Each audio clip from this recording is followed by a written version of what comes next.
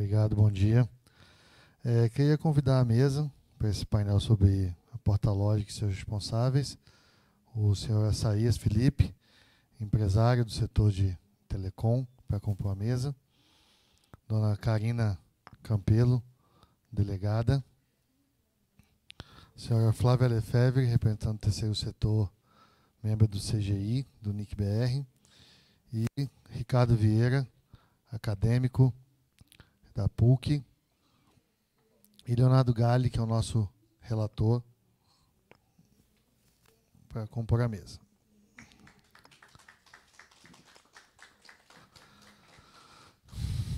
Obrigado a todos, bom dia. E vamos dar início aqui ao nosso painel. O painel foi motivado porque a gente tem algumas dificuldades aí de entender, quem que é o responsável pela porta, provedor de conteúdo, provedor de conexão. Então, estamos aqui reunidos para colocar alguma luz nesse cenário e ouvir propostas de todos os setores para chegar nesse entendimento. Então, vou começar pelo Açaías, do setor empresarial, para poder abrir os nossos trabalhos. Obrigado.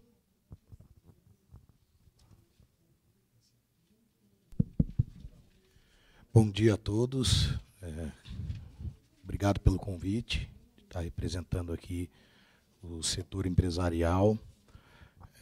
Na verdade, eu já quero começar com uma proposta, para a gente tentar elucidar um caminho para todos os setores, para poder organizar essa transição do IPv4 para o IPv6. Haja vista que há o esgotamento do IPv4, a solução para isso foi, então, a chegada do IPv6.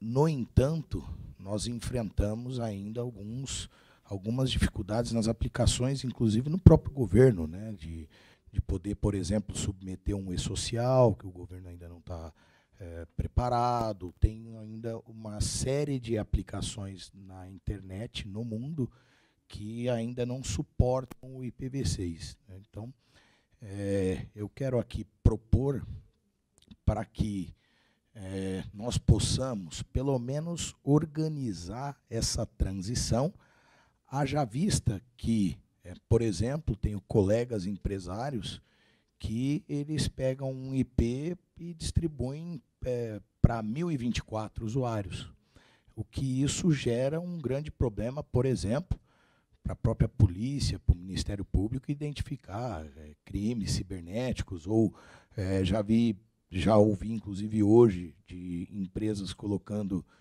um IP público por bairro. Então, esse esgotamento está causando uma série de transtornos para o governo e para as investigações. E também as empresas sofrem por conta do esgotamento.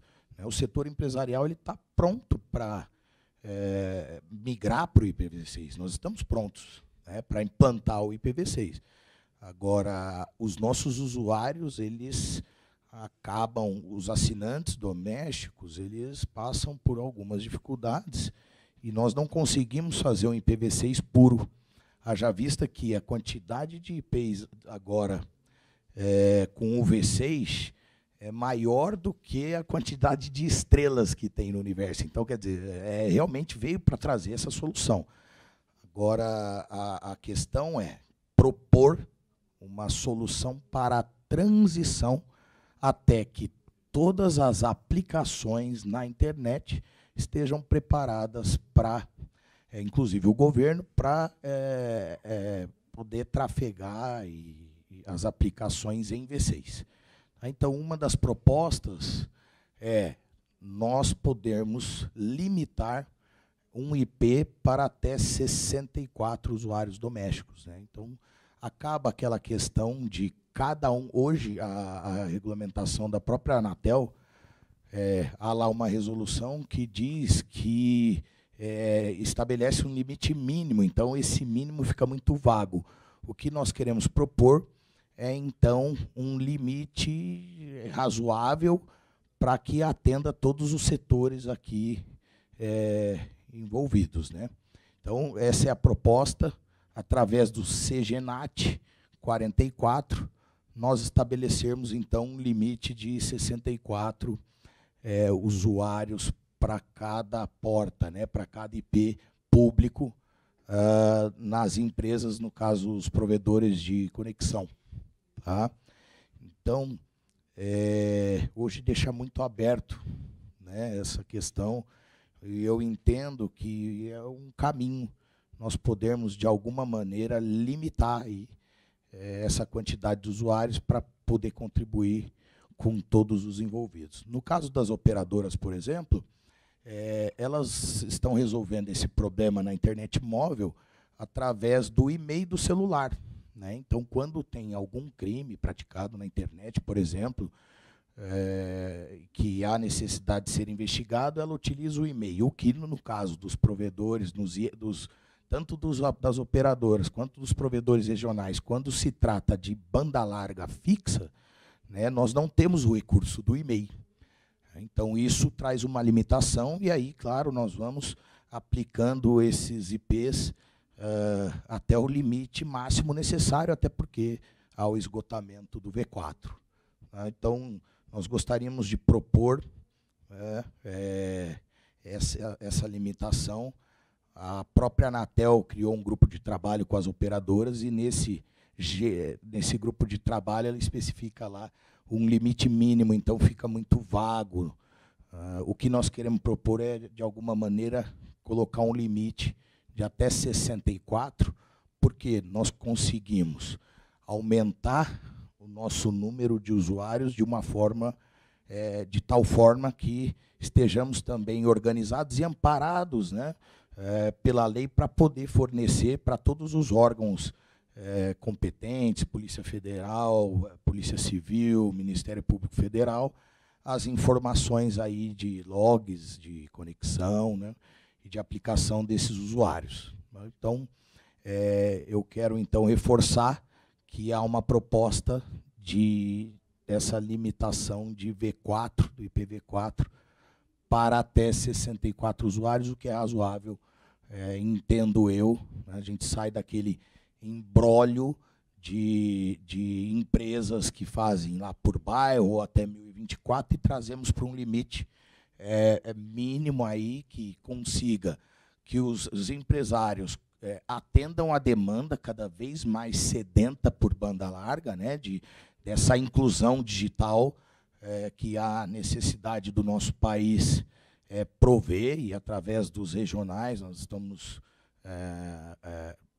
hoje representa os ISPs regionais a terceira maior operadora do Brasil, né? Há pouco tempo era a quarta e agora a terceira. E quem realmente está trazendo a inclusão digital para o país, o que nós queremos é organizar para poder atender também a necessidade de todos os entes e os setores que têm interesse, né, nesses logs de conexão, nessas informações, nesses dados. Tá? E aí, quando nós falamos de um IP para 64, há uma questão muito delicada, que é o que nós fazemos com a privacidade dos outros 63. Vamos colocar aqui, eventualmente, há uma investigação, e nós temos lá um IP público para 64 usuários. E aí vem a questão da privacidade, né? Como é que nós vamos tratar os dados dos outros 63? E aí, então, nós fomos buscar alguns amparos, como, por exemplo, na interceptação telefônica, como é que é feito com aqueles áudios que não servem para aquela determinada demanda. Então, há toda uma regulamentação, há toda uma lei, uma resolução que trata de como deve ser tratado, de como deve ser conduzido os dados nas quais não servem ou não interessam para determinada investigação. Então, nós nos pautamos aí por uma ideia da interceptação telefônica, né, para poder também trazer um documento e eventualmente um termo de cooperação multissetorial, né, que nós podemos, então, regular como serão tratados os dados daqueles usuários nas quais não interessam para determinada investigação ou para o Ministério Público e assim por diante. Então, eu quero abrir com essa proposta aqui para todos os setores. Obrigado, Saías. Acho que vamos ver aqui com talvez a pessoa que mais demande esse tipo de coisa, com a doutora Karina Campelo, representando aqui o setor governamental. Queria passar a palavra para a senhora.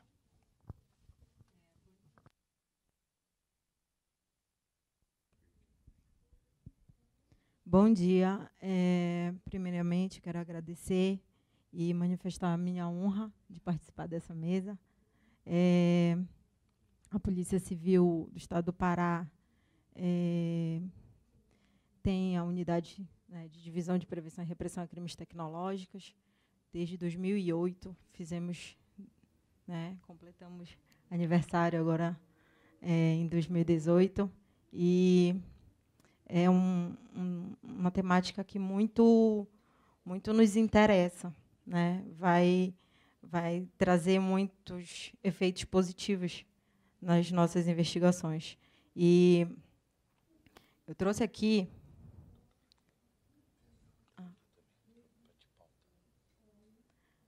bom, como o tempo é bem curtinho, então eu trouxe uma breve explanação de como ocorrem as principais demandas da divisão da DPR-CT, né? Então, eu trouxe aqui um exemplo de uma vítima, né, que vamos dar um nome fictício de Maria. Ela nos procura, né, e, enquanto polícia judiciária, eu busco comprovar a materialidade e buscar o autor do crime sofrido pela Maria. Então, a Maria me procura, comunica que sofreu crimes contra a honra, se desenvolveu uma campanha difamatória numa mídia social, e, depois de um tempo, ela passou até a ser ameaçada de morte, né? A Maria, ela está no estado de um abalo muito grande.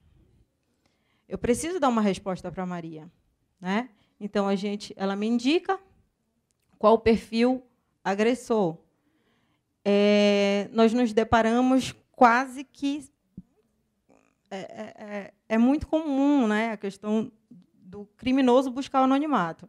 Então, quase que sempre, nós encontramos o autor do crime desconhecido e ele utilizando um perfil social falso, né? Eu preciso descobrir quem é o autor daquele crime. Eu inicio a investigação, faço a preservação do perfil investigado para comprovar a materialidade dentro do inquérito policial. De acordo com o Marco Civil, eu preciso, para que os registros daquela aplicação, né, sejam fornecidos, eu preciso da ordem judicial. Então, após os procedimentos iniciais, eu preciso representar pelo afastamento dos registros. O juiz me concede o mandado judicial para a obtenção dos registros, eu encaminho para a aplicação. Depois que eu tenho esses registros, que eles são organizados, pesquisados, colocados em relatórios, eu passo à fase que eu já coloco como seria a fase final, né, para a elucidação da autoria. E aí eu passo a oficiar para os provedores de conexão, solicitando os dados cadastrais daqueles IPs, daquelas conexões que foram feitas com aqueles IPs, naquela data, naquela hora e naquele fuso horário, né? Antigamente, vinha o titular do serviço, né? E, a partir de então, a gente passava a fazer uma investigação tradicional, como a gente costuma dizer. E era muito mais fácil encontrar o autor daquele crime, né? Só que aí eu passei a me deparar com essas respostas aqui dos provedores, né? E aí eu fiz questão de transcrever esse trecho. São várias formas que eles respondem os ofícios. E eu tirei esse trecho de um ofício que foi remetido para um provedor de conexão, preservei os IPs, que a gente vai chamar de X e Y. E eles esse trecho, para mim, ele diz muito, né, sobre o que está sendo discutido aqui. Então, ele diz, para os IPs X e Y, torna-se indispensável a indicação da porta lógica. Só um detalhe. O provedor de aplicação ele não me forneceu porta lógica, né? Eu mandei para ele só o IP, a data, a hora e o fuso. Utilizada para conexão, pois, em virtude do aumento expressivo do volume de conexões de internet por meio de linhas celulares, concordo, realmente, né? O acesso por meio do smartphone, ele contribuiu muito para esse esgotamento, né? Fez-se necessária a ampliação do range de IPs de conexão, o que se deu através do compartilhamento de IP. E aí vem o CGNAT 44. A fim de possibilitar conexões múltiplas para mais de um usuário simultaneamente. E aí, teve casos que, quando eu solicitei os usuários que compartilhavam aquele determinado IP, teve provedor que, no estado do Pará, geralmente no interior, são provedores pequenos. E eles, via de regra, eles adotam o CGNAT. E teve um caso que eles me mandaram uma lista enorme, inviável de ser analisada. E eles faziam compartilhamento por bairro. Então, era um IP por bairro. Então, imaginem uma cidade com, sei lá, 15 bairros. Vamos ser bonzinho, né? 15 bairros.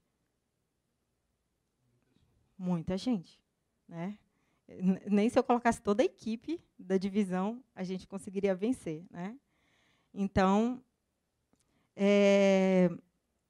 o que distingue os usuários que estejam conectados através do mesmo IP é a porta utilizada na conexão, que é a única para cada usuário.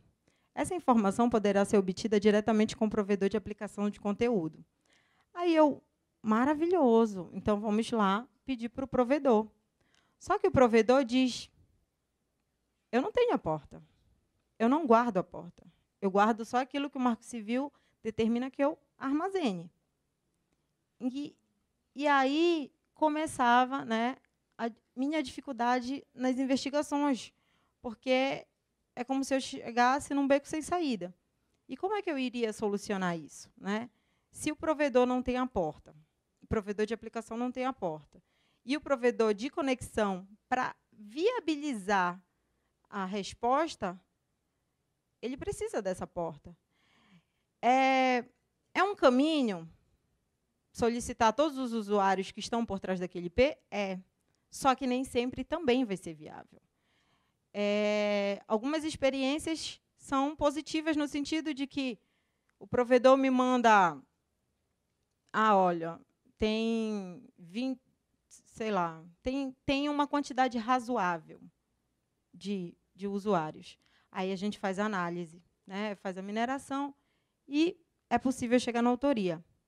Mas, mesmo assim, eu ainda prefiro algo que seja específico. Não, realmente, quem utilizou quem fez aquela conexão foi esse cadastro aqui, partiu desse lugar. Para mim, é muito mais confortável de fazer o indiciamento dessa pessoa. Eu tenho muito mais certeza, né? O principal argumento, como eu falei, para o não fornecimento dessa porta é que o Marco Civil determina o armazenamento apenas do IP, data, hora e fuso, né, não fazendo referência expressa à porta lógica.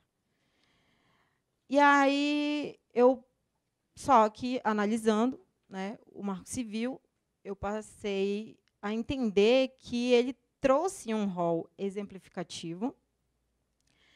E como ele busca, né, ele trata de princípios, e eu acredito, né, eu aprendi lá na faculdade que a lei ela foi feita para ser interpretada, e ela deve ser interpretada, né?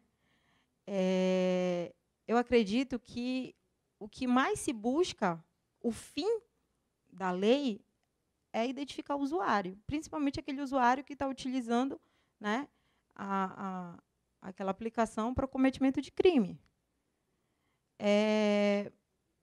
Então, eu acredito que esse registro ele pode ser ampliado com a inclusão da porta. E se chegar, né, o alcance, a finalidade da lei, que é a identificação do usuário.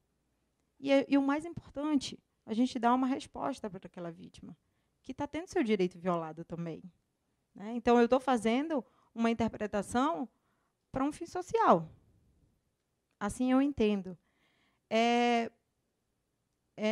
Fiquei muito feliz que, nas últimas decisões que eu venho acompanhando, eu verifiquei que o TJ de São Paulo, o STJ, em decisão muito recente, agora em junho de 2018, determinou o armazenamento de porta lógica, sob pena de violação da identificação do usuário do terminal. Né?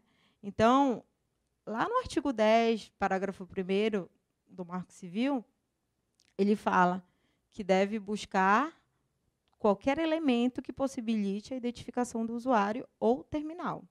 Né? Então, eu sempre fundamento os meus pedidos, e aí eu passei a adotar um novo protocolo. Né? Então, lá nas minhas representações, nos pedidos, que eu pedia IP, data, hora e fuso, eu coloquei e porta lógica em casos de adoção do CG NAT 44.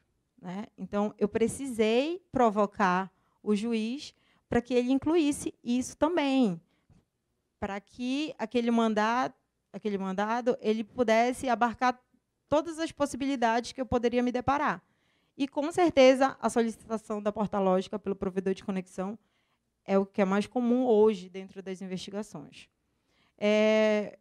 O juiz da primeira vara de inquéritos e medidas cautelares de Belém passou a acatar esse entendimento e passou a determinar também o fornecimento de porta lógica para o provedor de conexão. Então, não tive essa dificuldade, né, de obter também esse quesito dentro do mandado judicial.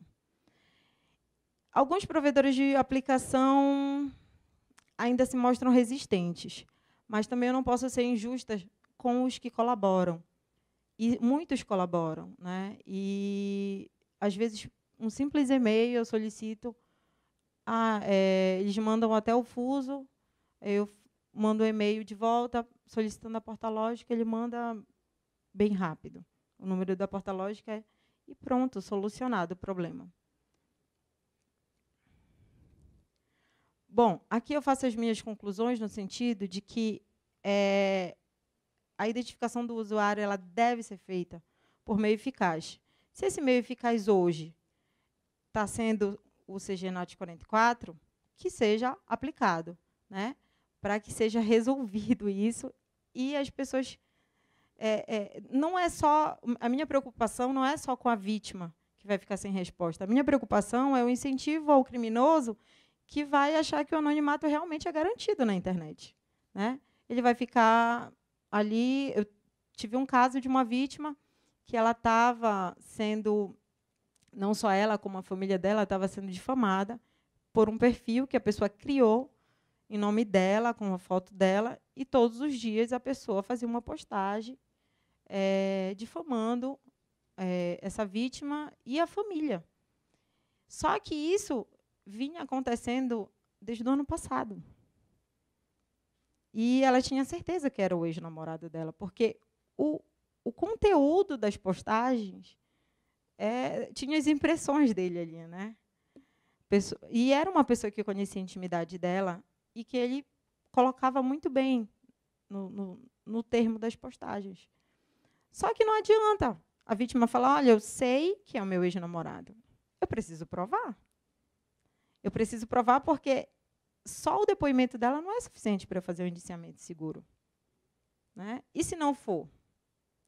Então, essa identificação do usuário ela é importantíssima para a elucidação da autoria. Por isso que, para mim, é uma felicidade muito, muito grande participar de um debate desse e saber que, possivelmente, eu vou ter a solução, pelo menos até a implantação definitiva do IPv6. Né? Então, eu só acredito, assim como eu acho que é a opinião da maioria aqui da mesa, que realmente precisa ser regulamentado, tem que ser feito um procedimento, tem que ser harmonizada, né, essa comunicação entre polícia, provedores de acesso, provedores de conexão e provedores de aplicação. Né? Então, pelo que eu tenho visto, a tendência dos tribunais é no sentido de reconhecer a porta lógica como elemento a ser armazenado pelos provedores. Eu vi isso de uma forma muito expressa. Justamente, juízes não adotando uma posição legalista, né, só aquilo que está na lei, entendendo o espírito do Marco Civil.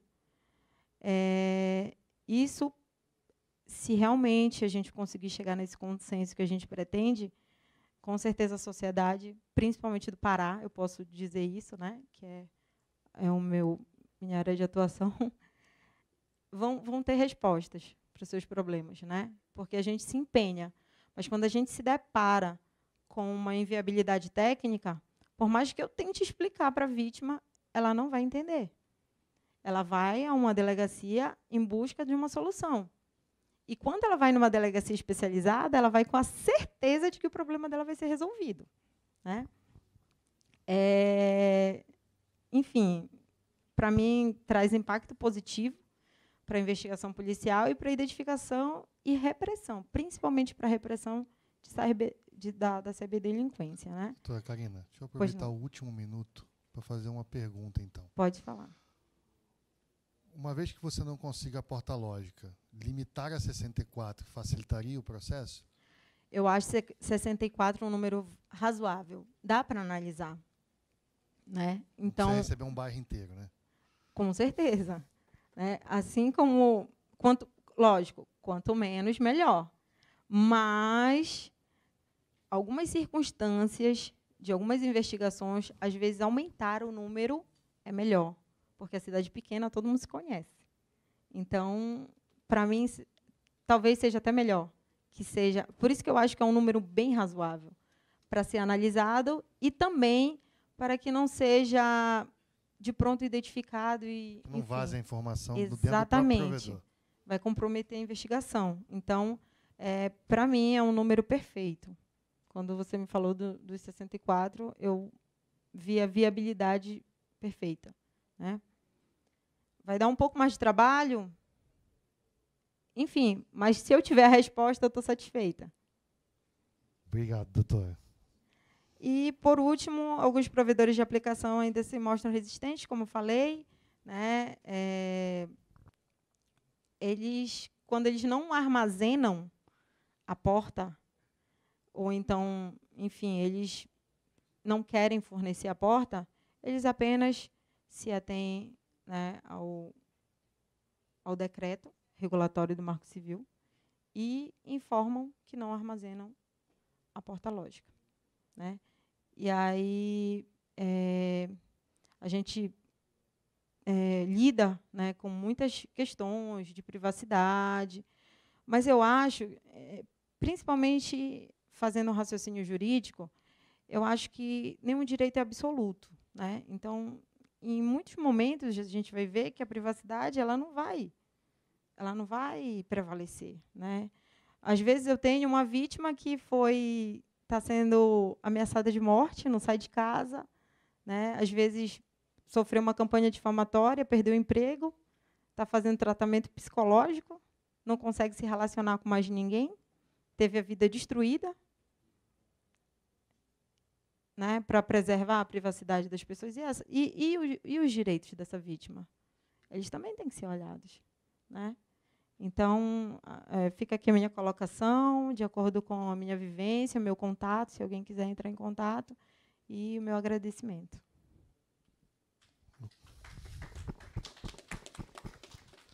Eu que agradeço, Karina, pela sua disponibilidade também em participar aqui com a gente.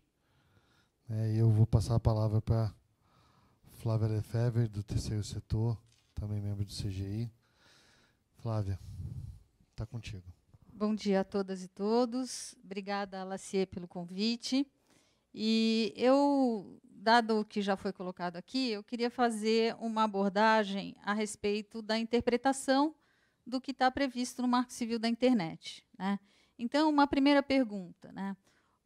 As obrigações que estão previstas nos artigos 13 e 15, né, de guarda de registros de conexão e de aplicação para provedores de conexão e de aplicações, né?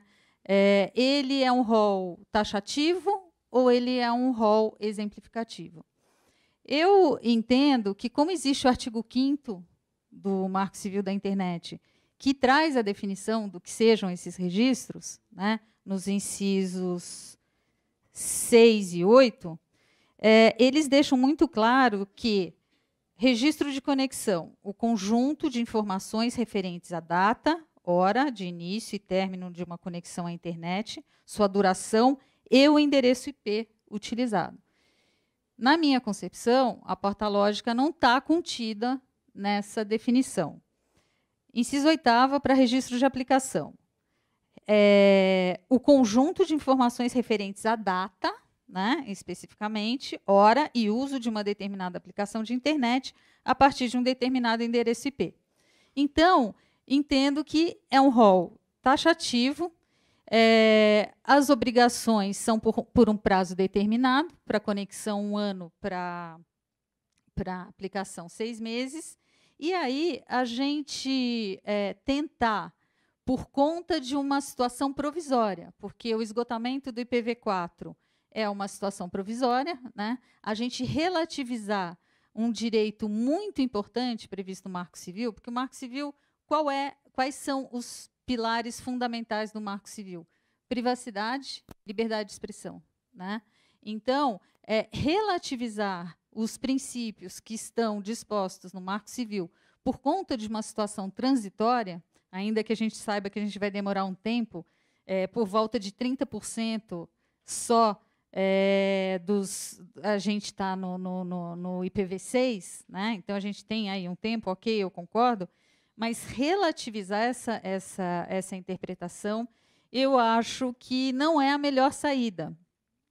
Eu acho que a saída, uma das saídas, é essa que a gente conversou aqui, de eventualmente se fazer uma conversa no Comitê Gestor da Internet, junto com a Anatel, porque pelo decreto 8.711 de 2016, que regulamenta o Marco Civil, ele apresenta lá uma estrutura de entidades que devem tratar desses temas, né?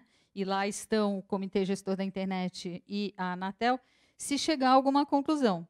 O fato de os tribunais estarem incluindo, né, a obrigação de fornecer a porta-lógica, na minha concepção, não significa que eles estejam interpretando o parágrafo 1º de modo a conferir aos artigos 13 e 14 uma interpretação exemplificativa apenas. O que ele está dizendo é o seguinte: olha, nessa situação transitória, que é o papel do Poder Judiciário, nessa situação transitória, até que a gente consiga, e como está expresso no parágrafo 1º, é possível, sim, que o juiz requisite outras informações, além daquelas que estão previstas no Marco Civil da Internet, e que estão definidas muito claramente nos incisos do artigo 5º. Então, o juiz pode fazer isso. Agora, o juiz também pode se deparar com a seguinte situação. Como as empresas não são obrigadas a fazer a guarda da porta lógica, das informações relativas à porta lógica, e, consequentemente, se não há obrigação, também não há um prazo para a guarda daquilo, o Poder Judiciário poderá, sim, se deparar com a situação de dizer, olha, eu não tenho mais essa informação.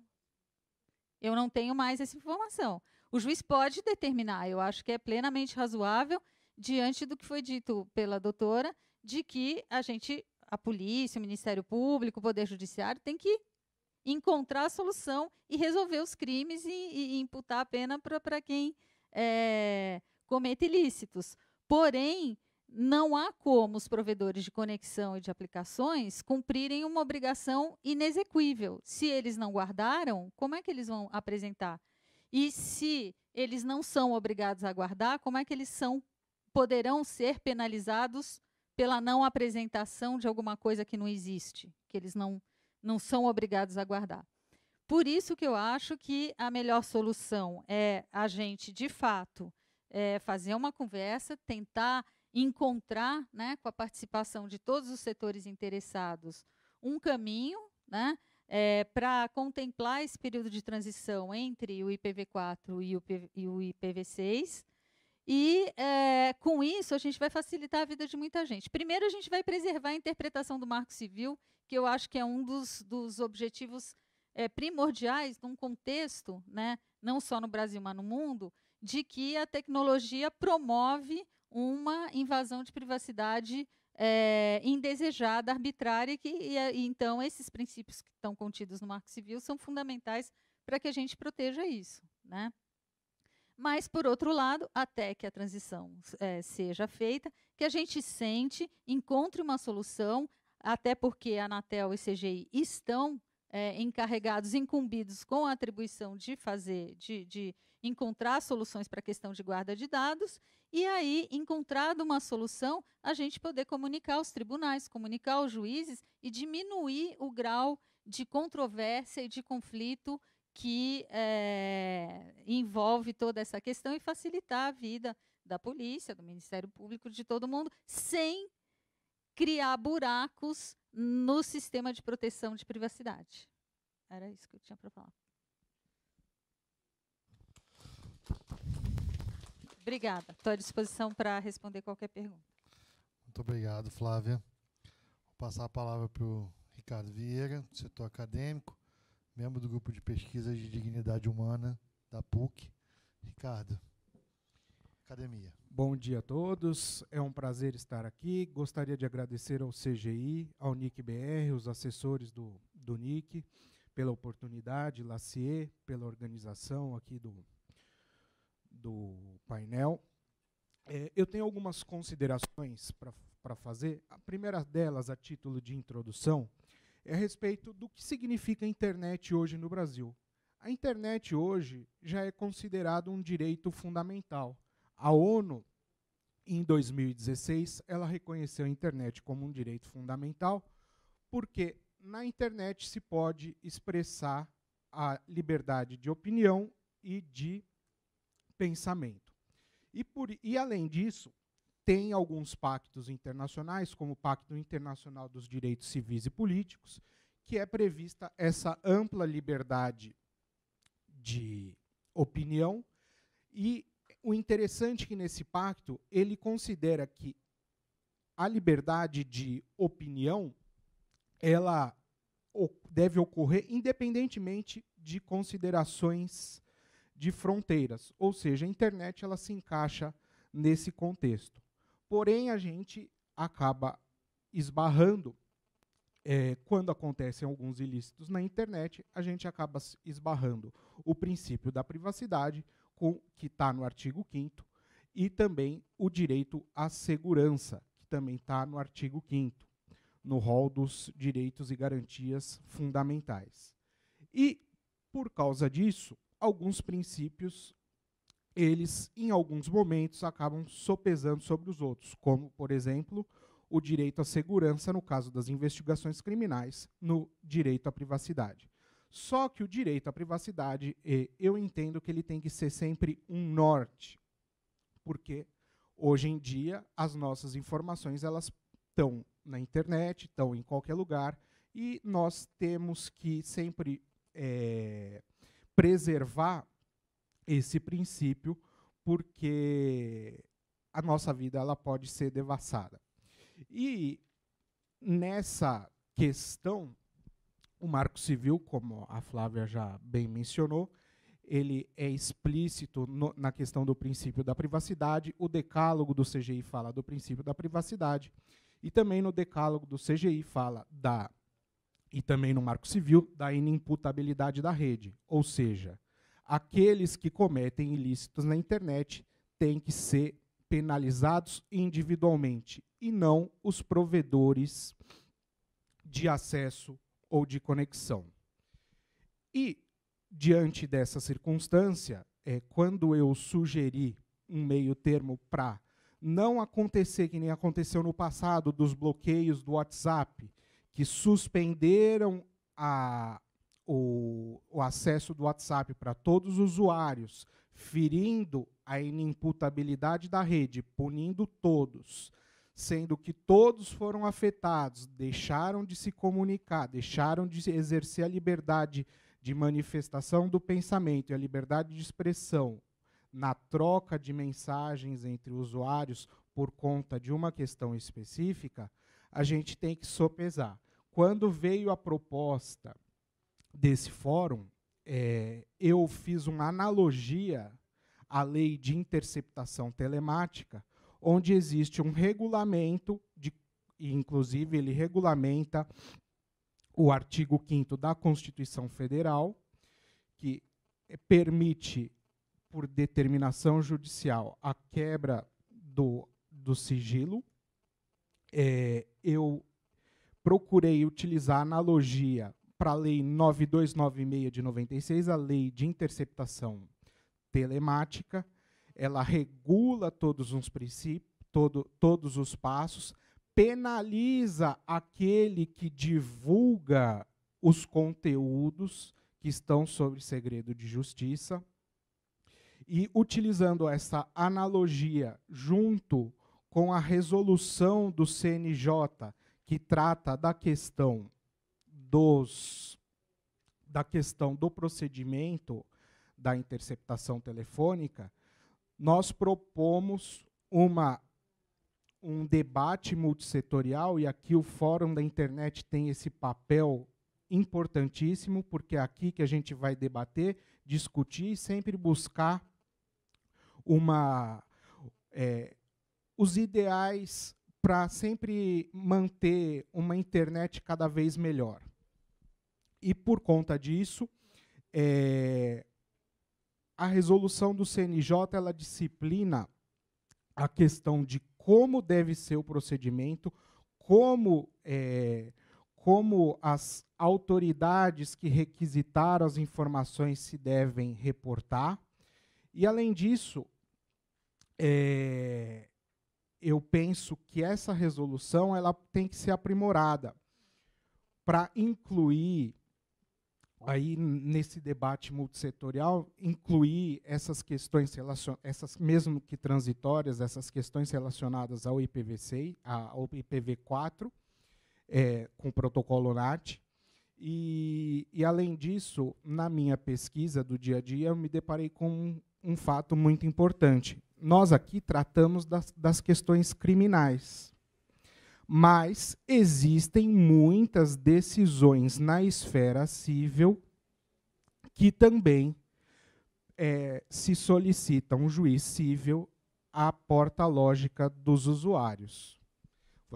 Você tem o ilícito civil e o ilícito penal. Então, eu, preocupado com essa questão da privacidade, eu entendo que essa resolução do CNJ ela deve ser aprimorada para prever também um procedimento específico para as ações cíveis e proteger os dados que estão no processo, porque o processo judicial, em regra, ele é público. Mas ali, quando o provedor manda uma resposta para o juízo informando os usuários, esses dados acabam eles acabam se tornando público, e eu entendo que deve ocorrer uma proteção à privacidade. mais efetiva. E, além disso, a título de comparação, nós estamos debatendo um problema muito importante, que no Brasil, no site do Google, existe um estudo que ele fornece as informações de como está a implementação do IPv6 no mundo. No Brasil, nós temos, com acesso de hoje, de 5/11/2018, nós temos apenas implementado 26,33% dos IPv6. A gente ainda caminha para os 100%, entendo que é um processo longo e paulatino, porque depende de questões tecnológicas, e a título de comparação, por exemplo, no Timor-Leste não existe nenhuma conexão em IPv6. São essas as minhas considerações. Reitero que a Resolução 59 de 2008 do CNJ, ela precisa ser aprimorada, porque ela trata das interceptações e da quebra de sigilo informático telemático. Acho que precisa aí se pensar e se debater nas questões das ações cíveis. Eram essas as minhas considerações. Muito obrigado. Obrigado, Ricardo. Leonardo Reis, que é o proponente e relator, queria fazer uso da palavra.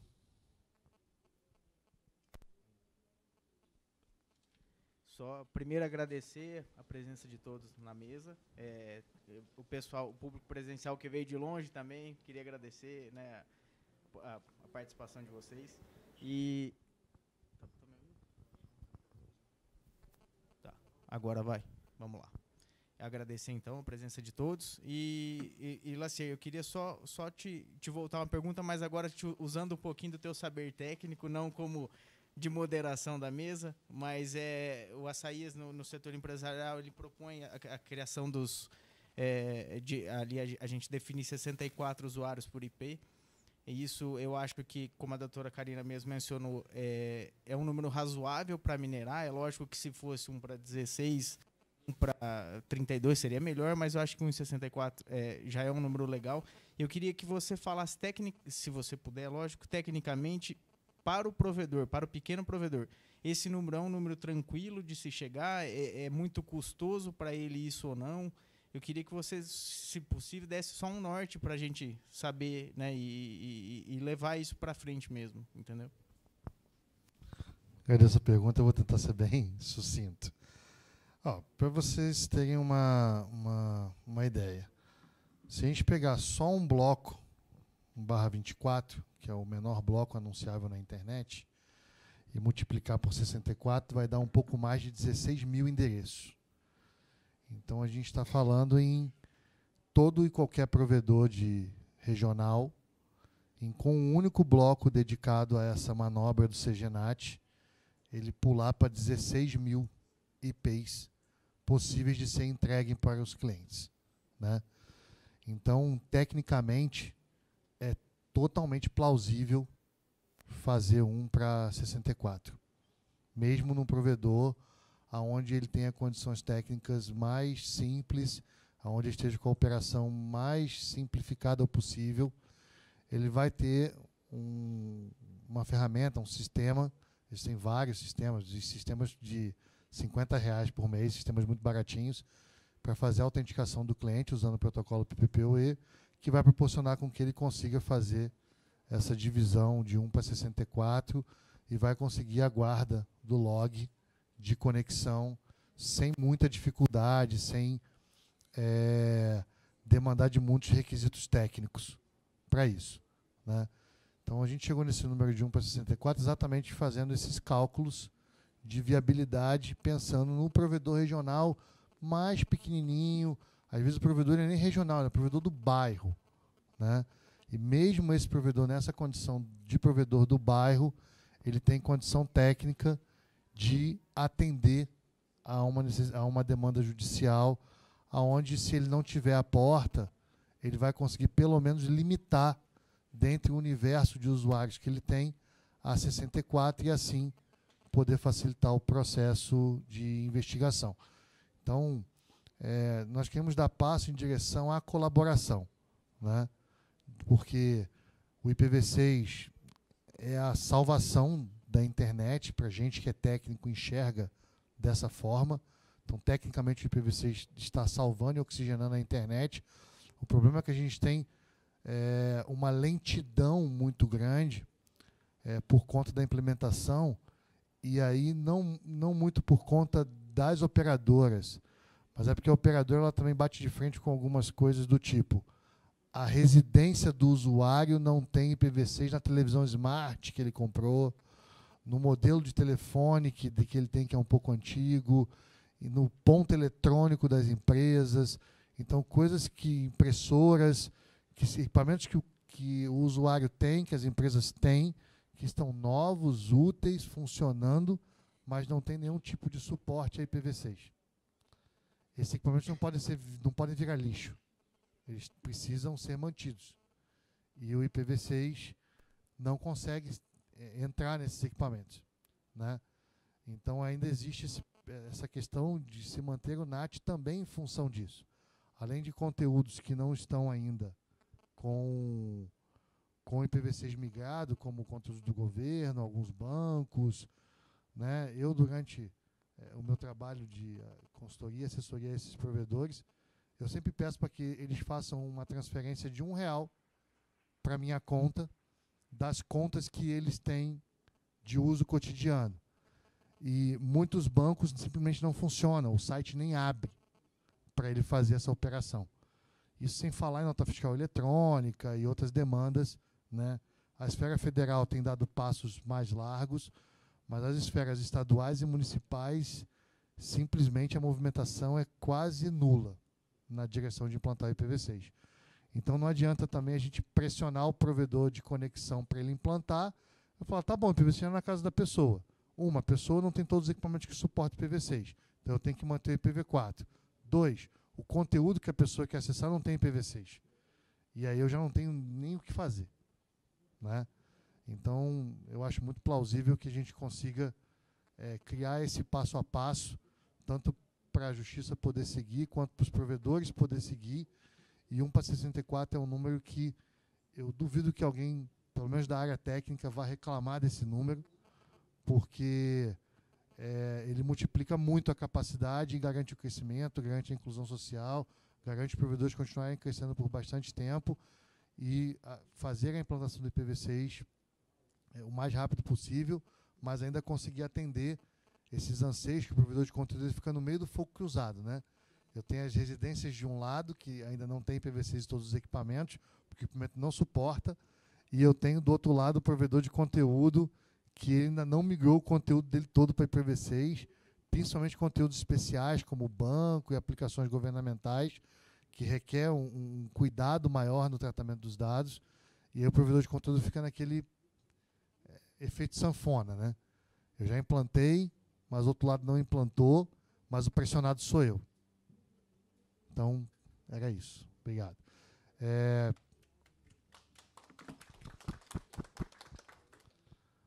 Retomando aqui, eu queria saber se algum dos participantes querem fazer alguma pergunta ou complementar alguma coisa. A gente ainda tem, do tempo previsto para os palestrantes falarem, a gente ainda tem 18 minutos. O microfone está um pouco baixo. Obrigado. O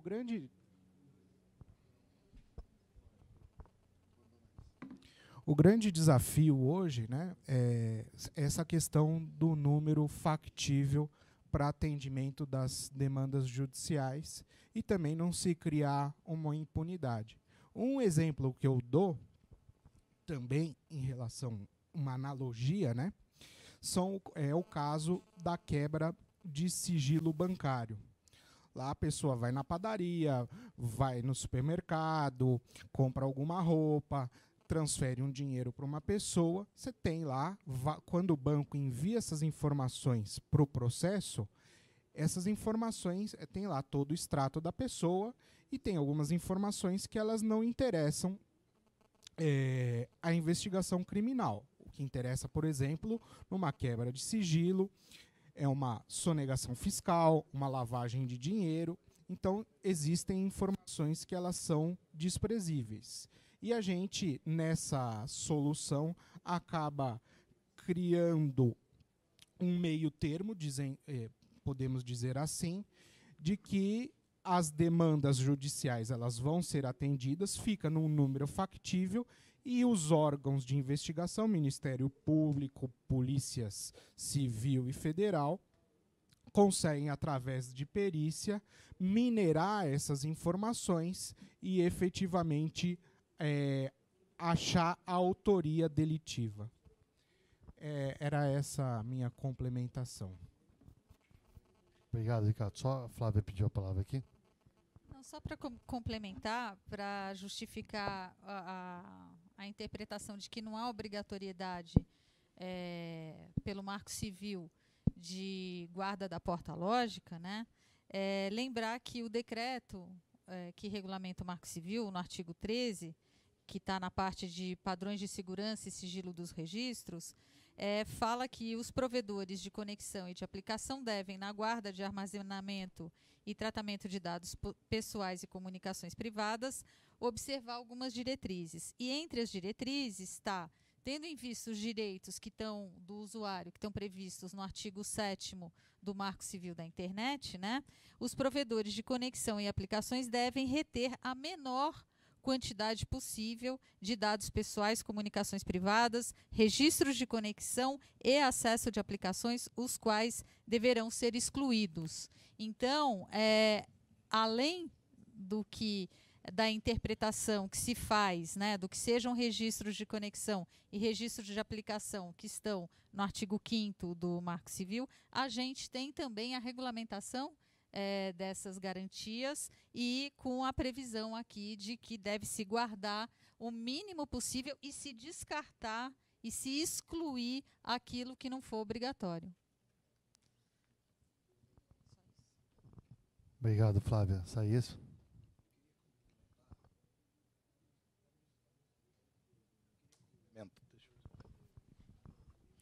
Eu quero complementar, na verdade, quando nós, os multissetores, cada um com a sua contribuição, nós chegamos à conclusão dessa proposta para um IP público para 64 usuários.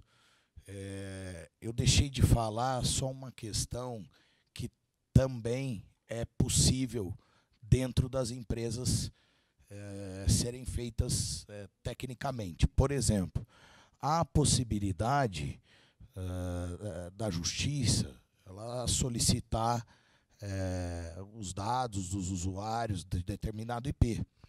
E a partir dali, então, por conta de uma investigação, que se transforme esses 64 usuários e passamos, então, a entregar um IP único para cada um desses usuários, e o que a partir daí nós já passamos a preservar, né, a privacidade dos usuários. Né? Então, há essa possibilidade técnica, né, Nasser? É IP público, desculpa, eu falei privado. Acho que eu falei público, mas vamos lá. Setor empresarial tem privado na cabeça, desculpe. Mas então, entregar, então, a partir daí, um IP público para cada um desses 64 usuários. E a partir de então, a justiça solicitar por um período pré-determinado, né? E a partir do momento que a justiça identifique esse usuário, ela passa a dizer, olha, dos 64 IPs, a partir de então, eu só quero 32. E aí nós vamos afunilando, né, a entrega dessas informações a partir do momento que identificamos o IP e os 64 usuários. Então, é mais um.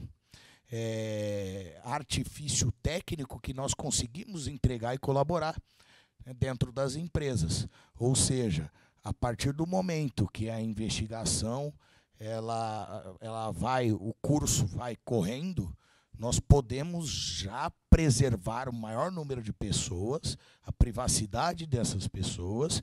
E aí, como o doutor Ricardo colocou muito bem, lá na resolução da CNJ, se eu não me engano, é número 59, de 2008, ela fala de como deve ser o procedimento, né, dessa interceptação telemática, telefônica.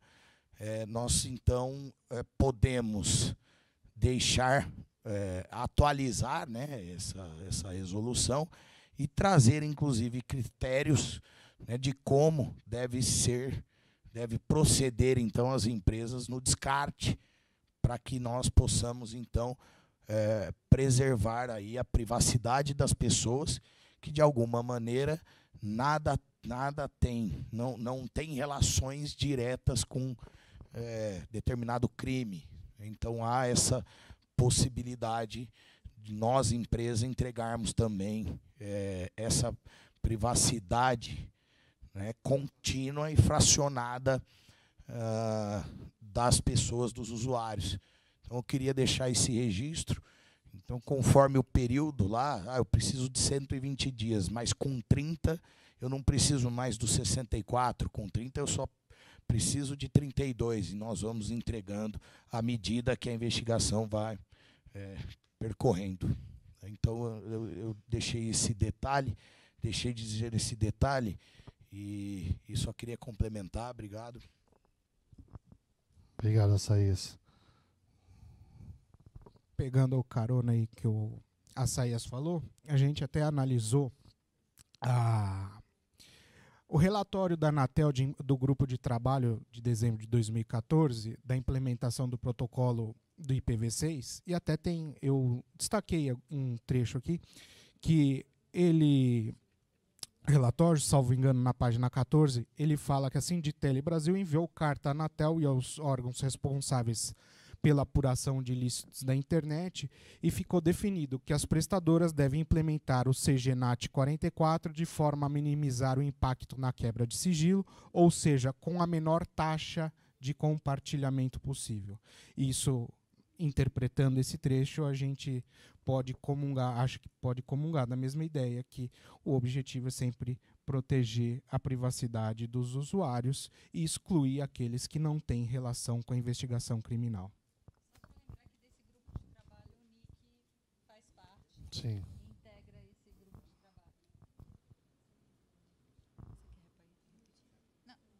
Não, só para destacar que nesse grupo de trabalho que envolve a Anatel, a gente tem também o NIC-BR participando da definição dessas diretrizes.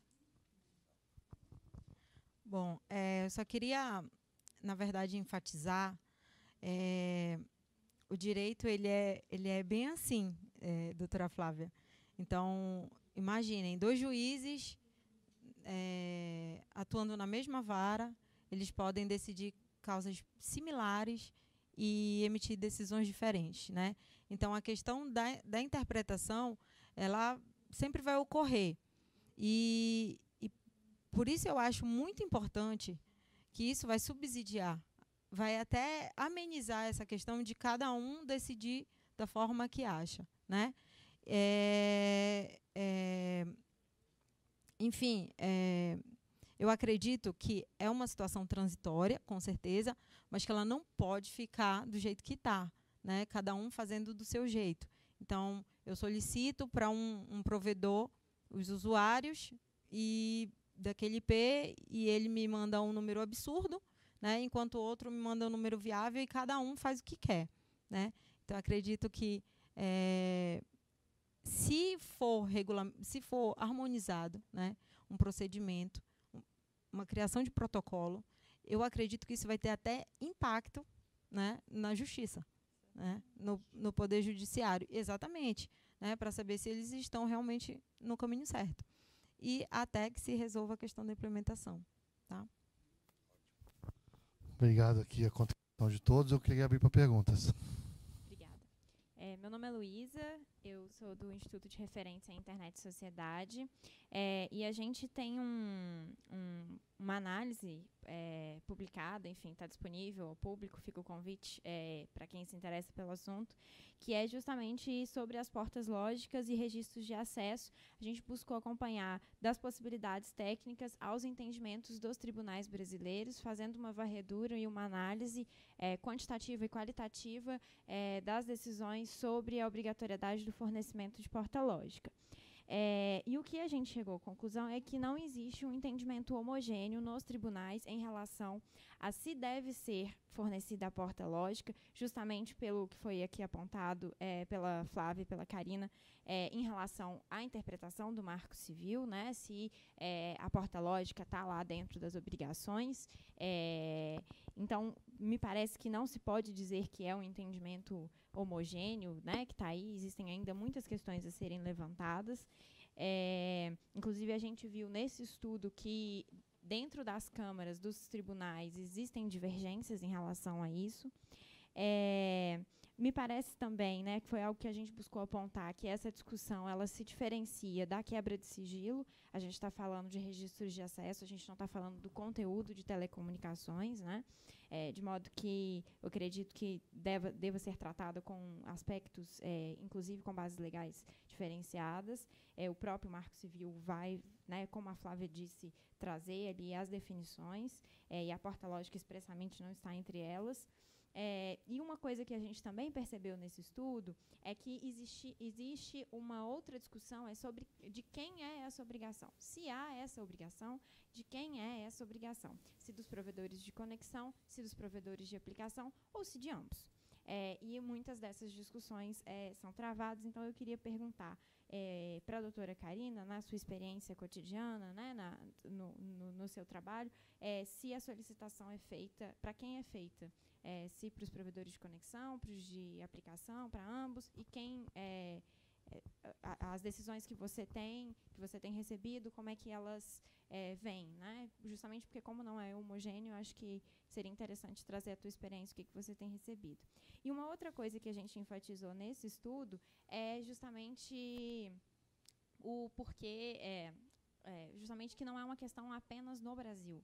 Né? Isso é um desafio mundial. Quando a gente está falando de esgotamento de PV4, transição para o IPv6, a gente está falando de questões mundiais. E a Europol, a Polícia da Austrália, que foi a que a gente conseguiu mapear, adotam alternativas de investigação, e eu queria saber quais são, quais poderiam ser essas alternativas para além da porta lógica. Enfim, é isso. Eu também estou à disposição se alguém quiser conversar sobre esse estudo que a gente fez. Obrigada. Obrigado você. Eu só queria pedir para as próximas perguntas e para as respostas orbitarem na casa dos 2 minutos, senão a gente não consegue atender todo mundo. Obrigado. Agradeço pela pergunta. Bom, nos pedidos eu costumo pedir para os dois, né? Eu acredito que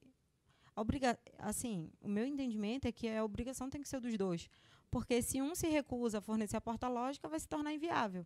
Então, eu sempre peço, e o juiz tem concedido nesse sentido, de obrigação tanto do provedor de aplicação quanto do provedor de conexão, né? A minha maior dificuldade é de obtenção junto ao provedor de aplicação, né? O provedor de conexão ele já diz, né? Eu tenho um IP compartilhado, eu só preciso que você me forneça a porta para identificar o usuário, né? Então, a minha dificuldade ela tem sido com os provedores de aplicação. Eu peço dos dois, porque numa eventualidade já está abarcado, né? Então, eu também queria depois conversar, que eu tenho interesse no estudo de vocês, com certeza. Tá certo? Muito obrigada. Obrigado, doutora. Temos alguma pergunta online?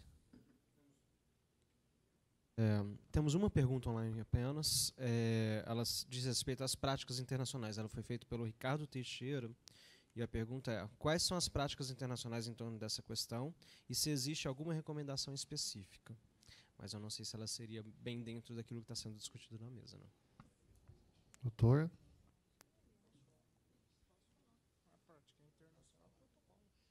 Fala você um pouquinho, Açaías um pouquinho, vai. A prática internacional, inclusive o Marco Civil da Internet e o Decálogo do CGI, eles falam de adoção de práticas internacionais. A prática internacional é a adoção do protocolo CGNAT 44. Esse é um procedimento comum em todos os países e especificamente no Brasil foi adotado, mas outros países também utilizam para identificação dos usuários através da porta lógica quando o IPv4 é compartilhado com mais de um usuário. E só complementar, a própria Europol, né, que é o órgão policial da União Europeia, eles já têm, então, um grupo com os diversos setores, um grupo de cooperação, que é o que nós estamos, exatamente o motivo pelos quais nós estamos aqui, propondo uma cooperação, um termo de cooperação multissetorial, visando, então, através dos representantes, promover aos legisladores, né, alternativas para que possamos identificar os usuários em eventuais problemáticas que acontecem, crimes, enfim, dentro da internet. Obrigado. Próxima. Oi, meu nome é Poliana. Eu trabalho em provedor de internet também, então, na questão do que o Lacier falou, de que é uma via de mão dupla, realmente. É bastante complicado a gente estar com um ambiente only IPv6, sendo que nem toda a internet está acessível via IPv6. Então, essa via de mão dupla é complicada e abre um pouquinho a minha questão para a academia, que é como é que a academia está trabalhando para que a gente consiga, desde dentro da universidade, estar sabendo implementar, o pessoal que vai para o mercado saber a diferença do IPv4 e do IPv6, de verdade, a necessidade dessa alteração, porque a gente sabe que não é nem realidade em todas as universidades do Brasil ter acesso via IPv6. Então, se hoje eu quiser fazer o desenvolvimento de um projeto de conclusão de curso, de pesquisa, dentro da universidade, talvez eu não consiga fazer ele porque nenhum ambiente real eu tenho para poder implementar, para poder testar. Então, como isso está sendo visto e implementado dentro da academia? Para o Lacier, eu acho que vai saber responder melhor, a questão de dado real das implementações que vocês estão fazendo, aonde que está sendo barrado, no ambiente only IPv6. O que é que está parando? A gente sabe que, infelizmente, para boa parte da população, a internet é o WhatsApp e o Facebook. Os dois são acessíveis via IPv6. Então, provavelmente, se a gente fizesse um teste e botasse isso rodar em várias casas, a pessoa não ia perceber que foi migrada. Tá, deixa eu começar aqui. Eu linhei com o Ricardo aqui, que eu vou responder a parte acadêmica também. Olha, existe um trabalho brilhante feito pelo NIC de treinamento de IPv6, um dos melhores materiais de IPv6, disponível, gratuito, EAD, lindo, colorido, fácil de entender, didático. Então, assim, eu costumo brincar com meus alunos que o IPv6 vai separar os técnicos dos meninos da internet. Então, os caras que são técnicos mesmo estão estudando IPv6 desde 2009. Pesado, né? E fazendo implementação, e se dispondo aí em São Paulo, se dispondo aí no curso do NIC itinerante, e fazendo as homologações. Por quê? Porque, embora a internet fique orbitando entre WhatsApp, Facebook, Instagram e afins, né, a internet não é só isso. Então, em algum momento, o cara vai precisar fazer a declaração de imposto de renda dele, em algum momento ele vai tentar acessar um conteúdo que não vai abrir em IPv6. Então, por exemplo, na minha casa eu tenho um desafio grande que tem um único site que não abre em IPv6, que é de uso cotidiano na minha residência. E eu liguei para o dono do site. Eu me prontifiquei a dar uma consultoria de graça para ele. E ele simplesmente falou que não tem interesse. Eu falei, não, eu vou aí, eu te ajudo, eu pego na sua mão. Não, eu acho que isso não vai para lugar nenhum. E o problema é que eu tenho um usuário na minha casa, vulgo minha esposa, que não fica sem acessar esse determinado site, que é um site de notícia da cidade dela. E eu não consigo virar IPv6 por conta disso. Então, do outro lado, tem um ser humano que não está afim, que não acredita que o IPv6 vai acontecer. Porque, no final das contas, tem um ser humano envolvido. E essa é a peça sempre mais complicada. Porque se fosse tudo técnico, já tinha migrado há muito tempo. Mas o fator ser humano, do outro lado, é o fator mais complicado, tanto para o processo acadêmico, porque os técnicos precisam entender que o IPv6 é velho, ele não é moderno. Estou botando IPv6, sou moderno. Não. Estou botando IPv6, você é paleontólogo, quase. Entendeu? E que os operadores e donos de empresa que operam conteúdo entendam que ele só vai gastar dinheiro nesse momento e não vai lucrar nada com a implantação do IPv6. Ok. Ele vai manter o site dele no ar e acessível. É essa é a recomendação que eu normalmente faço. Nesse exemplo que o Laci usou, o dono do site vai, em algum momento, vai acabar causando a própria exclusão digital dele. O conteúdo dele não vai ser, depois de determinado ponto, ele não vai ser mais acessível, porque as redes não vão se comunicar. E só para finalizar, eu ainda acredito num processo, no final da migração, um processo, entre aspas, goela abaixo, como foi a Porta 25. Amanheceu no dia 1º de janeiro e falou, agora a Porta 25, drop. Aí, a pressão vai vir do lado mais forte, o lado que está pagando a conta, que é o usuário. O usuário vai ligar para o provedor tocando terror, dizendo que ele não está acessando aquele conteúdo, e o cara vai ter que plantar IPv6 a toque de caixa. Aí essa conta vai ser muito mais alta. Então é melhor implantar granularizado agora do que quando um operador desse de grande porte, um Google, um Facebook, olhar e falar assim, não, 70% do meu parque já está V6, eu vou cortar esse V4, eu vou deixar ele mais lento, ou vou cortar recurso. Aí o usuário vai pressionar. Quando o usuário pressionar, a coisa vai acontecer. Entendeu? Eu só espero que a gente não tenha que chegar nesse nível. Obrigado. Próxima pergunta, meu querido. Bom dia, meu nome é Antônio Campelo, eu sou juiz federal no Pará, né, e eu trabalho em uma vara criminal.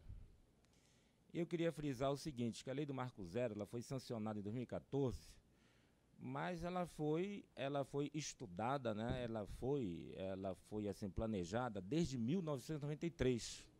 Então ela foi resultado de 350 projetos de lei, e que resultou na lei do Marco Civil em 2014. Ou seja, naquela época, em 1993, 1994, né, não era possível se prever a questão, né, da transição, desse problema da transição. Então, a lei do Marco Civil, ela é como é que eu dizer, é uma norma, né, que tem princípios. Daí um dos princípios é o princípio da privacidade, não é? Com certeza, a doutora Flávia falou muito bem, né, que esse é um do norte, né, da lei do Marco Civil. Mas a questão é o seguinte, é que não existe privacidade, né, para o judiciário. A privacidade é para, né, para as pessoas de um modo geral, né, para outros órgãos públicos. Mas não existe privacidade para o judiciário. E é por isso que a lei do Marco Civil traz, né, traz alguns dados, né, que têm que ser fornecidos. E aí ficou a discussão, né? Na lei do Marco Civil, né, ela traz um rol exemplificativo ou né, um rol exaustivo. Aqui ela falou, né, que não é uma questão pacífica, lógico que não é, né, ainda é uma questão muito recente no judiciário, né, que está sendo estudado, né, no meu ponto de vista, né, no meu modesto ponto de vista, né, ela trouxe um rol, né, meramente exemplificativo, né, porque foi feito em um momento, né, determinado. Mas a questão, né, aqui eu teria duas perguntas, uma para a doutora Karina e uma para a doutora Flávia. Né, doutora Karina, como é que ficariam, né, nas suas investigações em um quadro, né, em que não fosse possível se obter essas portas lógicas, como alguns provedores estão dizendo? Na primeira pergunta, como é que ficariam essas investigações?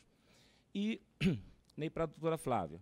Né, doutora Flávia, qual a sua sugestão ou uma proposta de alteração legislativa, né, para se alterar esse quadro?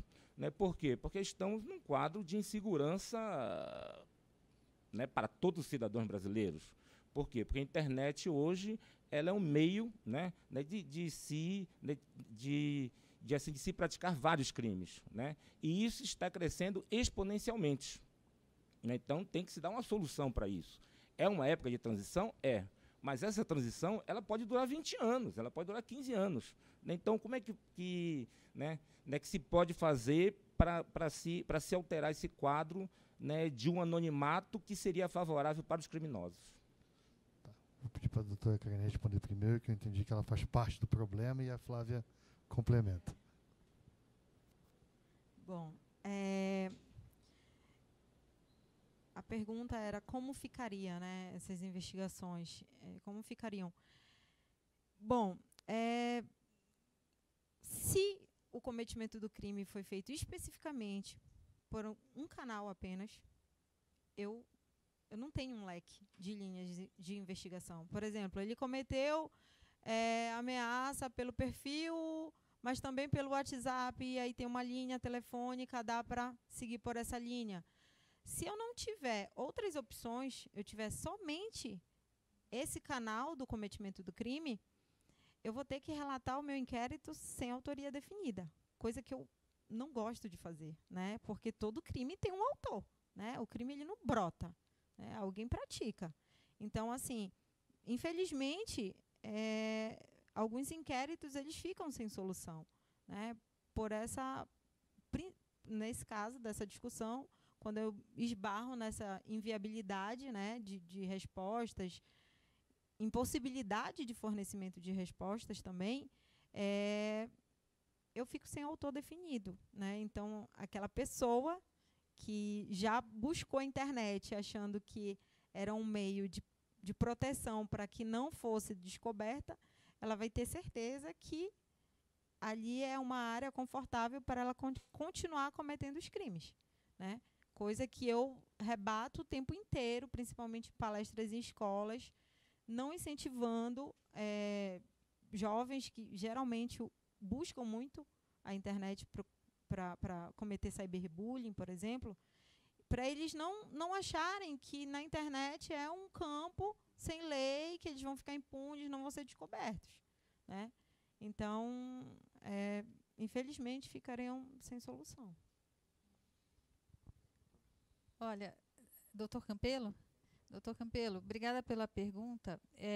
Eu acho que a gente fazer a interpretação de que as obrigações que estão contidas nos artigos 13 e 15 do Marco Civil de guarda de registro de conexão, de aplicação e de conexão, ela não restringe, né, que o Poder Judiciário peça outras informações além daquelas que estão definidas, porque registro de conexão e registro de aplicação, o Marco Civil definiu.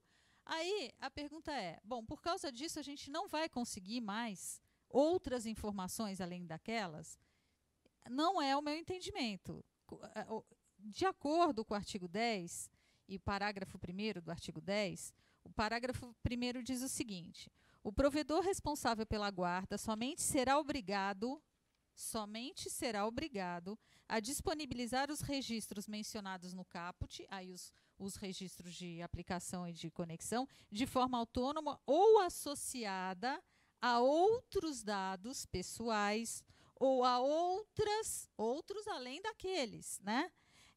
Informações que possam contribuir para a identificação do usuário ou do terminal mediante ordem judicial. Ou seja, o Poder Judiciário pode, além daquelas informações que os provedores estão obrigados a guardar, solicitar outras informações.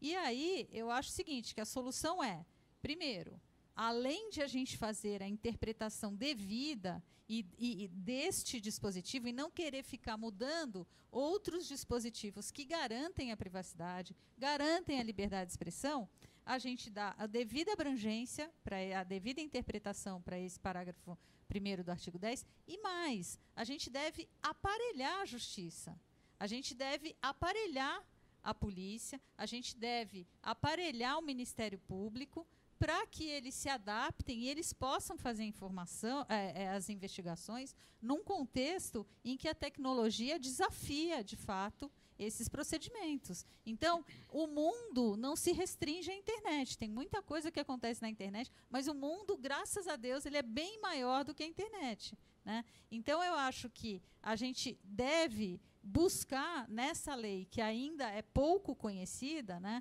aonde que ela traz muitos instrumentos para que a internet não seja o mundo de ninguém. Como muito a gente ouve aí, o Marco Civil protegeu e criou o mundo de ninguém. Não. O Marco Civil atribuiu ao Poder Judiciário uma série de ferramentas aqui para que outras informações sejam concedidas. O problema será querer alguma coisa num prazo, né, passado de uma informação a que o provedor não está obrigado a guardar, é outra conversa. O judiciário pode chegar e dizer assim, olha, provedor, a partir de agora, você guarde, né, como você colocou aqui, e se usem soluções técnicas para se identificar. Agora, eu, sinceramente, concordo com a corrente do Poder Judiciário, que vem entendendo que a obrigação de guardar e os prazos para aquelas duas informações do modo que estão descritas no artigo 5º do Marco Civil da Internet. Só para complementar, se a senhora me permite, o Marco Civil ele teve esse cuidado, né?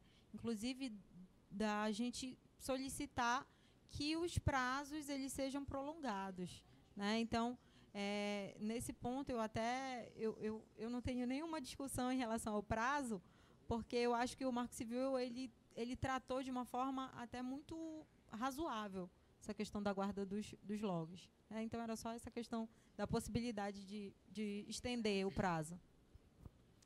Só mais duas perguntas, uma presencial e uma online. Temos mais uma pergunta online, feita pelo senhor Vitor Orita.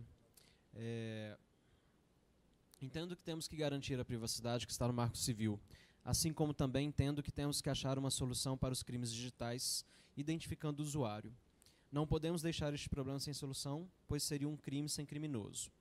Diante deste impasse, de um lado, a importância da privacidade do Marco Civil e, do outro, a identificação do usuário para aquele determinado crime, gostaria de saber da bancada possíveis soluções de como poderíamos garantir a privacidade na proposta de 64 usuários para um IP, visto que estaríamos quebrando a privacidade de 63 usuários que não têm nada a ver com a investigação, assim como também, ao mesmo tempo, poder identificar o criminoso. Como foi de consenso aqui, eu vou responder. Eu acho que a gente já acabou respondendo essa pergunta e é a ideia da proposta aqui, né?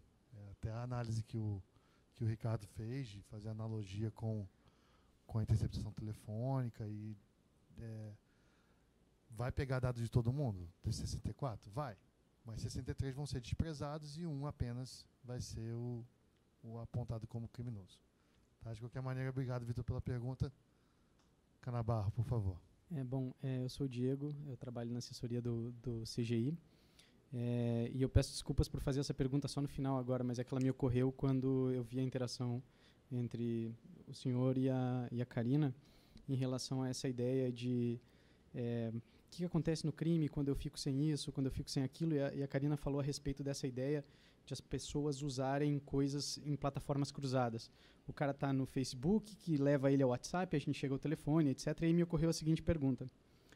Pergunta bem básica que eu sempre faço nessas discussões. De que crime a gente está tratando aqui? Né? Porque ao longo de todo o painel a gente falou do crime, essa figura abstrata que está aí na nossa sociedade, o espectro que ronda a sociedade, a gente precisa combater o crime. Então, assim, vocês têm números e dados que dizem quais são os crimes dos quais a gente está falando aqui? Né? Quero dizer o seguinte, por que essa pergunta é importante? Talvez a gente nem tenha resposta para isso. É porque não sei se a gente está numa situação em que o tipo de crime que está ficando sem resolução, não estou dizendo que um crime é menor que o outro, mas o ordenamento jurídico por si só faz isso.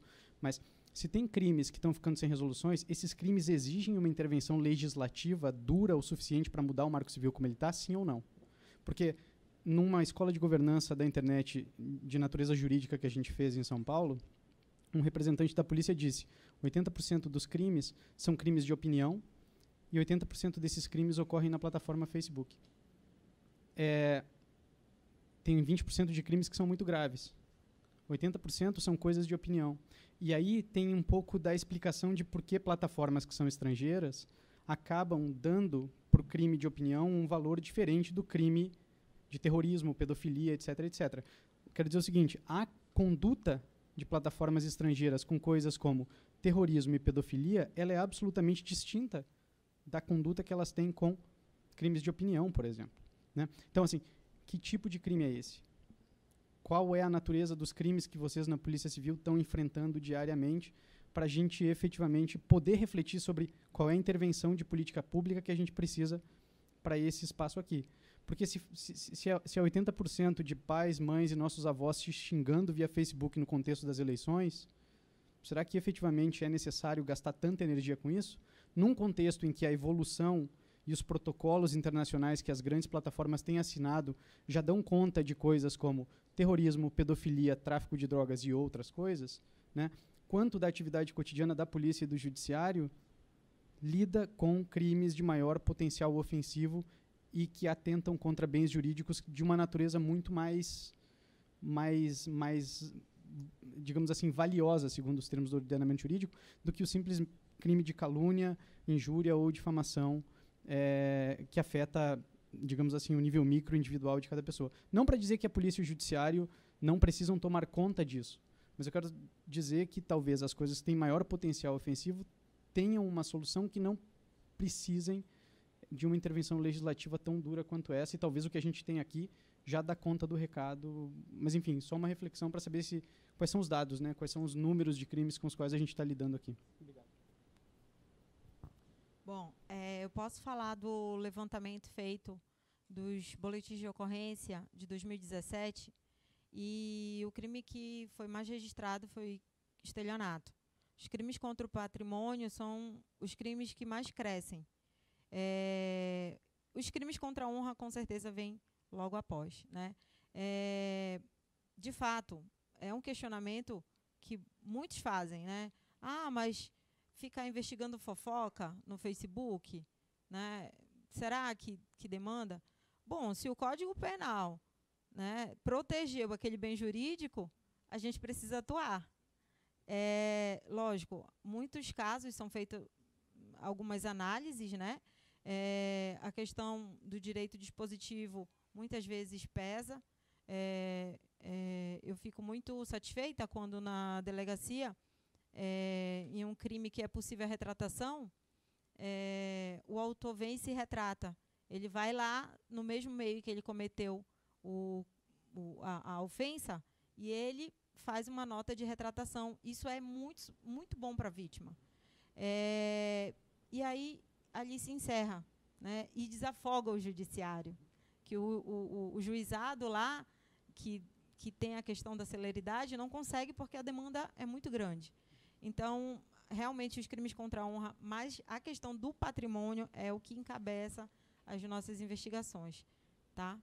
Beleza, obrigado. Eu falei muito e acabei esquecendo a pergunta principal. Quantos % desses crimes, estelionato, crime contra a honra, eles acontecem com o uso de uma única plataforma que não necessariamente pode ser mapeada com o uso de outras plataformas? Sobretudo porque hoje, se tu está no Facebook e WhatsApp ao mesmo tempo, e se tu não teve o cuidado, criminoso que sou, eu sei, de não colocar o mesmo número de telefone numa plataforma e na outra, qual é a porcentagem das pessoas que usam só uma plataforma e tomam esse cuidado? Quero dizer, quantos desses crimes acontecem vindo de criminosos absolutamente profissionais e crime organizado e sistemático, e quanto dessas dinâmicas, estelionato sim, fica absolutamente claro para mim que tem organização criminosa por trás, mas e os crimes contra a honra? Quer dizer, assim, quantas dessas pessoas são só as nossas avós, tias e mães xingando as pessoas pelo Facebook sem noção, e quantas são pessoas que tomam o devido cuidado de não se identificar e de não deixar todo o traço? Vocês têm esse número, Karina? Assim, eu não tenho a porcentagem, eu sei só o rol, né? E se você quiser, depois eu posso te fornecer a estatística, tá? Mas, geralmente, quando chega na delegacia, já é aquela briga, né, que não se resolveu na conversa. Ou então está trazendo um abalo muito grande, um transtorno muito grande para a vítima, né? Então, esses crimes, eu posso te dizer que pelo menos um registrado, mas com certeza é muito mais. Mas todos os dias tem atendimento de pessoas que buscam porque estão sendo ofendidas, principalmente em mídias sociais. Você perguntou sobre a questão do cruzamento das plataformas. Eu não vejo muito, por isso que eu esbarro muito na dificuldade da porta, porque quando a pessoa ela utiliza um perfil para cometer, e ela usa aquele perfil, ela monta um perfil falso para cometer aquele crime, ela só vai usar aquilo. Ela tem extremo cuidado de não fazer pelo um número de telefone, porque ela sabe que é muito mais fácil, né, a polícia chegar. Mas eu não vejo muito. Quando tem, eu fico muito feliz, porque amplia o meu leque de investigação. Ricardo, quer fazer um complemento para a gente fechar? A fala do Diego ela foi muito interessante. Quando ele falou de bem jurídico, me veio a ideia. Os crimes contra a honra, o legislador, os crimes contra a honra, calúnia, injúria e difamação, e tem também alguns crimes relacionados ao direito autoral, direito de propriedade intelectual, que eles se processam mediante queixa. Então, a vítima, ela pode até ocorrer uma investigação por parte da polícia, só que a vítima, ela precisa representar, ingressar no Poder Judiciário com uma queixa, e ela tem o prazo de 6 meses. Em muitos dos casos, as pessoas, no calor da emoção, até por desinformação, vão à delegacia, fazem um boletim de ocorrência, só que elas esquecem que dentro desses 6 meses contados a partir da data da autoria, elas têm a decadência, o direito de queixa. Se elas não prestarem, decair o direito de queixa, a ação não existe. E eu penso que o legislador, nesses crimes, ele considera bens jurídicos de menor importância, ao passo que o estelionato, os crimes contra o patrimônio, o artigo 154-A do Código Penal, que trata da invasão de dispositivo, como não é previsto esse direito de queixa, ou no caso das ações penais promovidas mediante representação, ações penais públicas promovidas mediante representação, penso que o legislador já trata de uma maneira diferente, considerando esses crimes um pouco mais graves. Mas também a gente sempre tem que ter o norte. O direito penal é a última ratio. O direito penal, o legislador tutela bens jurídicos, só que ele é utilizado de última ratio quando os outros ramos do direito são insuficientes para promover a tutela do bem-estar social para a sociedade. Muito obrigado. Meus queridos, eu queria agradecer aí a vocês. Infelizmente, a gente estourou um pouquinho o nosso prazo, né? Sem decadência. Então, Isaías, muito obrigado. A doutora Karina, a doutora Flávia, o doutor Ricardo, o doutor Leonardo. Estou cercado de advogados aqui, meu Deus. Então, muito obrigado a todos, né? E acredito que a gente vai conseguir fazer um bom documento a partir dessa nossa discussão que ajude tanto a Anatel, quanto o Ministério Público, quanto a polícia e todas as áreas a nortear essa caminhada aí em busca da transição ficar mais organizada para todo mundo, tanto para quem precisa fornecer o dado, quanto para quem precisa do dado para solucionar um problema. Tá? Muito obrigado a todos.